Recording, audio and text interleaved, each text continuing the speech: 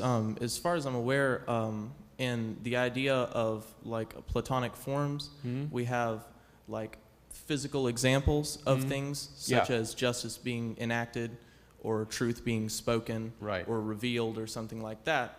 But at a higher level of understanding is not simply those things which are just or those things which are beautiful, but we come to find things, we come to learn things about that, about beauty itself and knowledge itself and justice itself.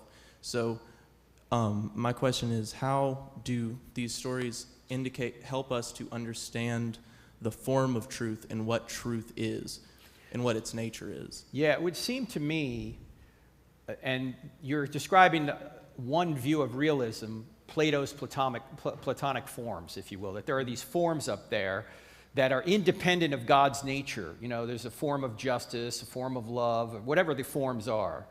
That's one view of realism. The other view of realism is that these forms are God's nature. So God is love. There's not an external form outside of God that is love or justice.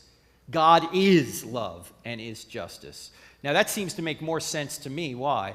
Because in Plato's world, how could justice be justice if it wasn't just itself? Right? These are inanimate objects, if you will, that can't do anything. Whereas God, his nature is just, and he has the actual power to carry justice out. The only way justice is ever going to be done is if there's a being like God who knows all things and has the power to right wrongs in the end. Right? Whereas Plato's justice form is inert. It doesn't stand in any causal relation to anything. It just exists up there without causing anything. It seems to me justice is an active virtue. It's something, action needs to be taken for justice to be done, if you will. I don't know if that answers your question, but it seems to me that a being like God who can act better explains justice than these inanimate objects up there that we just call justice.